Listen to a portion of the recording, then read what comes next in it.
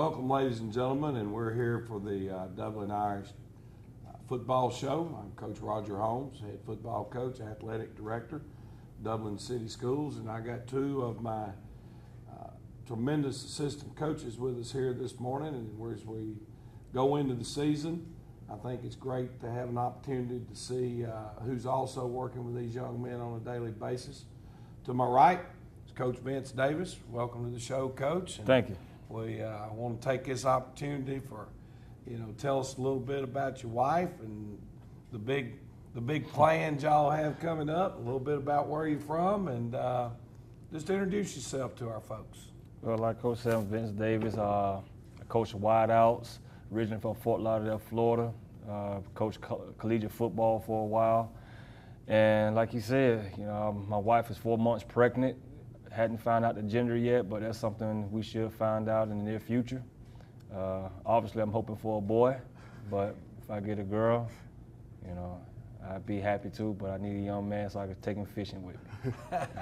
And I know fishing is a big hobby of yours. Growing up around Fort Lauderdale and all that water and stuff over there, I mean, what type of fishing you really like?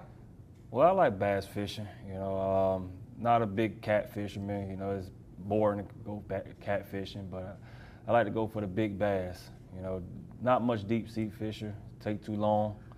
I like to get around the gators and stuff like that, so I like to get in the swamp. I hear you. A wide receiver coach that likes being in the swamp. Now that's the type of mentality that's going to develop some tough, hard-nosed wide receivers. There's no doubt about it. To my left is Chris Zellner, and Coach Zellner's in his second year with us, and he's coaching our tackles and tight ends, and he's the eligible bachelor on the staff. He's the family story will be a little bit short, I guess, right now. But Coach Z, if you could tell everybody a little bit about your background and let them know a little about you. All right, thank you. I'm Chris Zellner, like Coach says. I've been coaching now for 8 years. This is my second in Dublin. I coached a little in Massachusetts, and I coached in Miami. I have a little daughter, Lily. She's 1 and 3 months old right now, so I had to give a shout out to her. About me, I've been playing football since I was probably 5 years old, loved the game. I grew up all over the place, went to Sarasota Booker for high school, and then went to University of Miami for college, and then traveled a little bit, went back to Miami, coached there, worked with FIU for a little bit under Coach Cristobal, who's at Alabama. So just love the game, love being around it, and thank you so much for the opportunity of being here in Dublin, and second year, ready to go. Well, these Georgia fans around now, are keeping a little bit closer eye. Yeah. Probably at the present time with Mark Richt being down there.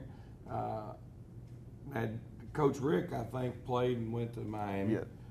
And the first thing he did was he threw up the U sign. Now, can you show our fans what is it the Miami guys do when they score a touchdown? Because I understand that you broke this out the first touchdown you scored for Miami. The first so how does it work?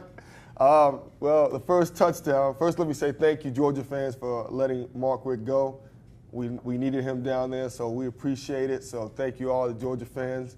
We'll take him, and if we win more than 10 games, we appreciate it for letting him go. But for everybody that doesn't know how to throw up the U properly, okay, it's right there. That's how you throw it up. Fingers closed, perfect U form. It's all about the U. Gotta love it, okay?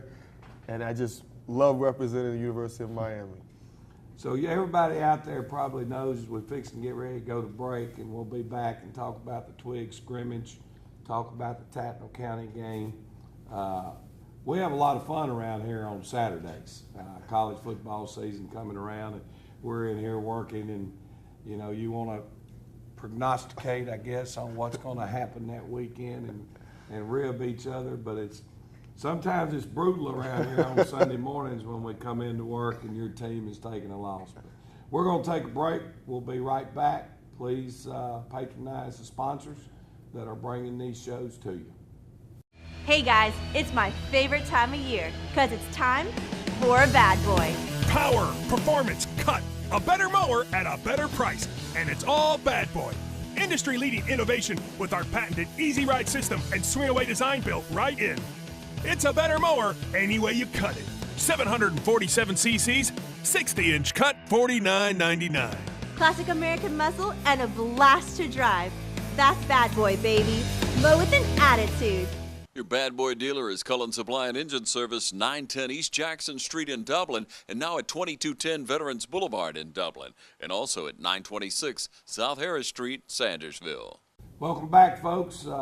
We've been practicing that U sign while we've been away from break, and I hadn't quite gotten it down yet. It really doesn't look anything like that Power T in Knoxville, but anyway, we want to take an opportunity here and give Coach Vince Davis a chance to talk about the young men that play wide receiver for him here at Dublin High School, and tell our fans a little bit about what they can expect from each one of these young men. Well, we're going to start off with Holden Bazin. He was one of the basketball players that helped us out on the court, and he decided to give it a shot. And I think he's a diamond in the rough. I wish I had him a while longer, but he's very coachable, smart young man, and it's always like having a coach on the field. And I also have Tyler Strickland. Coach gave him to me, I believe, the beginning of the summer. Very athletic, dynamic guy, fast. He ran track for me. He's a sophomore, so the sky's the limit for that young man. And I really think he's going to help us out in the passing game. Okay, who's some of your backups that are growing into their roles, I guess you might say? Well, I got Arshawn Guyton. He's a freshman. You know, he's very coachable also, and Folsom. You know, I think he's a diamond in the rough. He has a bit of ways to go, but he's still learning on the fly, and I think he's going to help us out in the near future as well. Folsom enjoys playing this game. You know, it was funny because we talked about we like to cut up with these kids a little bit and stuff. Well, I took him in my office last night and played him the old Johnny Cash song, you know, about Folsom Prison Blues, because he thought I was kidding him. And he got the nod in his head. He said, "That's got a pretty good rhythm to it, Coach." But good kid, no doubt about it. And you got Kadarius Mack, Jamez Rozier, and am I forgetting Calvin Travick? And you got Desmond Lindsay. And Des Lindsay. Okay, so those are the young men that are working for us out at the wide receiver. And, you know, Coach, I guess anybody coaches wide receivers, and you being yourself, you know, you wish that we were throwing that football around 35, 40 times a game. But a huge part of our kids' success is their ability to block downfield and be physical. And at the end of the day, if we're able to accomplish the run game we want, then we're hoping to play action pass gives those guys a chance to make some big plays. And, you know, that's kind of like Demarius Thomas. You know, Demarius cut his teeth, if you will, at Georgia Tech, and they're running the triple option. So a lot of people, how do you draft a wide receiver that high when he spent most of his collegiate career being a blocker? But at the end of the day, Demarius put a lot of big touchdowns on the board, and that's what we look for, obviously, in our offense. Coach Zellner, coached defensive ends for us last year, came in, and that was the spot that we had available. Brad Harbor left, who'd been coaching our tackles and tight ends, and went down to Crisp County. And I, as the head football coach, was sitting there thinking, you know, I've got this young man that played tight end at the University of Miami, and obviously had quality coaching there and how to play that position, and was really wanting to get you over on our side of the football, and we're glad that we did. But first off, I guess talk to us a little bit about the tight end position and what we're looking for and who those people are that are competing for that playing time. Well, the tight end position is probably the most underrated, you know, the hardest position ever to play football. You know, I just can't say enough how, you know, the tight end is so crucial to the game. You know, spoken like a true tight end there, isn't it? But no, for real, we have a senior, Malik Jones, who is just probably one of the most athletic kids on the team, plays both ways for us, a really good blocker, and has probably the best hands, better than wide receivers, of course, on the team. The next is Duck Walker, who is, I believe, is Donovan. Donovan. We call him I'm sorry, Duck. we call him Duck. Donovan Walker. He's a sophomore for us. Really good kid. He's got a lot of growing up to do, but he played really well in the scrimmage against Twigs. Our next one is Stephen Linton, another sophomore. And, you know, if Stephen could just learn the plays a little bit better, Stephen will be tremendous. You'll hear a lot from him for the next 2 years. I think he's coming along. He's finally getting in the groove. He played defense majority last year, so now trying to play offense. He's trying to learn, offensively and defensively. It's just a lot for a sophomore to learn, but he's going to come along, and I really believe the next couple years the tight end position is just going to take off for us. And your JV tight end right now? Our JV tight end is a freshman, Ahmad Lattimore. He's about, I want to say 6 foot. Really great kid. Has picked up a lot of the offense. Look forward to seeing what he's going to do on JV. I love coaching the kid. He always is a yes, sir. Never has any excuses and shows up and ready to practice every day. So you can't ask for nothing else from a freshman. He's got that tight end looking body. Oh, you yes, look he for. does. I He mean, got those long if arms. he grows into what it projects that he's going to be, it should be really awesome. But now another key position for us right now is our offensive tackle positions, and you include those into your group with this wing T style offense, coaching tackles and tight ends, and give us a little bit of info on the tackles. Well, the tackles, which are better than the guards and centers. So Lance Helton, I'm sorry, but my tackles are better than your guards and centers. Just got to throw that out there real quick. But my tackles are Jaden Dariso and Bruce Guyton. Jaden Dariso is a junior. He played last year for us, started last year for us. I just look for him to improve. He's already gotten stronger, lost weight, is running a whole lot better, and just has a whole better attitude this year. Bruce Guyton, I mean, if you look at him, he's a beast. I mean, the man is straight, just muscle. So he's played defense a lot last year. Now he's starting as a right tackle for us. Tremendous upside to him. I think he's going to make our right side just locked down. We can run behind them anytime we want. Just really looking forward to it. Our JV guys are Khalil White and Bear Watley. 2 big body guys. I mean, if they just, in the near future get a little bit more muscle and slim down, I'm telling you, our offensive line is going to look like an NFL offensive line. That's some big kids. Yes, Both we those do. you're talking about right there, freshmen. I think Khalil's in the 265, 270 range, and Barrick is 255 to 265 range. And you forgot your 2 backups. Oh, my backups. I'm so sorry. I didn't mean to. Nick Sumner and Isaac Phillips. Isaac Phillips came over from Wheeler. He's a senior, works hard. Really looking forward to what he's going to bring to the table. He comes every day, works hard, and competes at that left tackle position, pushing Jared Dariso to be better. And Nick Sumner, I mean, he's our chameleon. That man plays everything we need for him. Great kid, perfect size for us. Never has a complaint. He just comes to work. He plays right tackle, left tackle. Will play tight end if we need him to. And he's just an awesome kid to work with. And just looking forward to seeing what these guys are going to do on the field for us this season. Pretty good scouting report right there. Last Friday night we went up to Twiggs County for our scrimmage game. Offensively, we felt like, folks, that we got out to a little bit of a slow start.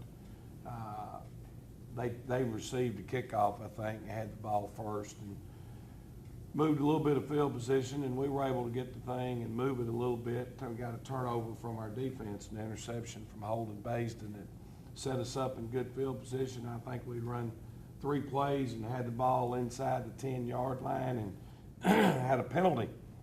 It set us back, and I think we were going to be first and goal from the 3, and then we were backed up to the 21 and had a lightning delay for about 30 minutes, which wasn't a bad thing to me because, and that's how I tried to address it with our kids when we went in.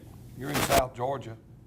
There's no question that any given Friday night this time of the year, you can experience a lightning delay. So it's great to experience that really in a scrimmage and let our young men go through the processes of how that's got to be dealt with. And hopefully we don't run into it in any of these early season games, but that possibility. But we were able to come out, get on the board first. I think, well, we ran our Z-back around, so that was Zion Washington. Put it in the end zone with our first score. I think we scored the last play of the half. Israel Phillips had about a 25 or 30-yard touchdown run. We come out at halftime, and things really got to rolling a little bit better for us there, and we were able to get out with a 42-6 win. Holden Baisden had a pick six. I thought our kickers did a good job, although we had a couple of snaps that we didn't handle as well as we needed to. But Tone Lee, being the backup kicker, made his extra points. Bryce Watson did a great job of kicking off and handling those. So, quick overview there, obviously, of the Twiggs County scrimmage, but we're going to take a break, be right back, and we'll talk about Tattnall County. Building relationships is as easy as FSB. For more than 100 years, Farmers State Bank has been helping people just like you. Integrity, commitment, service. That's Farmers State Bank. Member FDIC and an equal housing lender. Farmers State Bank, Lawrence County's leader in hometown banking. Folks, welcome back. We're here now in the third segment of our show. We appreciate you staying with us. Hope we haven't bored you too much to this point, but we're just all we got. We're doing the best we can do here. We've got Coach Zellner now. Coach, we're headed down for week one. Tattnall County in Reedsville, a 7:30 kickoff. Haven't played Tattnall in a while. They used to be in our region, and I think I've coached a game down there one time, and we were able to get out with a win, guys, but it was to the wire. And it was a football team that we had that was supposed to beat Tattnall County. Right now, we're going into this game, I think, from all early preseason projections as an underdog. I don't know what preseason projections and rankings really mean. It's not like you've got media and people out here that are combing practice every day trying to really evaluate what a high school football team looks like. But for us, Coach, you know, coaching our offensive line, being predominantly a run football team, talk to us a little bit about Tattnall County, what we're going to have to do in order to be able to move the football effectively on the ground.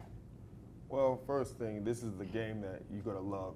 I mean, the way our offense is and the way their defense is, it's going to be a physical game. It's going to be one of those games where you come out, you better bring your stuff because every play is going to be a physical play. Their front is big, fast. They do not do a lot of different things. I think they stay in one front, and they are really very good at it. You know, that's what they pride themselves on, running to the football, physical. This week, you know, since we are a predominantly running team, we as an offensive line unit are going to really have to buckle down and do the little things right to win this game. I think that offensively we can move the ball against them. I think that we are just going to have to say, you know what, line up and let's play some football. Their linebackers are big, stocky guys. And number 44 is thick. Yes, he is. And he runs really well. Yes, but, he does. What do you think, Coach? 230, 235? Yeah, about that, you know. And but I think our guys are up for the challenge. I see them out there at practice, you know, and they're taking extra time after practice to work. So I think we're going to be up for the challenge. I think that if we just come with the mindset of saying, look, let's do our little things right, let's play our game, I see a great football game, and you know, hopefully we get the win. But we're going to have to be ready, prepared, because it's going to be a physical game. Hey, Coach Davis, you know, when Coach Davis is in the press box, and that's where he is on Friday nights, his role as our wide receiver coach is to communicate with me on the headsets. Coach, they're in this coverage, they're in cover 3, or they're in cover 2, or they're man coverage. Anytime we run a play one direction, his eyes are really focused on the backside, and Coach, the reverse is there, the screen is there. And then obviously on passing situations, a lot of times Coach is able to give us a suggestion or an idea based on the coverage. And that information's valuable to us. There's no doubt, and the best seat in the house sometimes is the one that's up top. But tell us a little bit about the things that, in order for us to be successful on the perimeter, what we can look for, our fans can look for when we're in Tattnall County. Well, to piggyback on what Coach Zellner said, I believe their defense is a very aggressive defense. They move fast. It's one of the fastest defenses I've seen since I moved to Georgia. You know, but I think if we do what we need to do, we could get what we want in the passing game. You know, it's they have a few holes just like any other defense has. But I think if I do my job up top very well, I think we could expose them in certain things. But you know, I think one of their corners is number 12. He's a very aggressive corner. He like to get involved in the running game. You know, he's about a big guy. I say about 6 foot, maybe 195 type guy. You know, pretty decent speed. Safety, he's not going to let anything get behind him. And you can tell he's a well-coached guy because he's going to keep his eyes on his receivers and not in the backfield. So we got to find different ways to get him moved off his platform. You know, I hadn't seen him in much man-to-man, but I did see him break on the ball a few times, which I think we could expose their corners in certain situations and certain routes.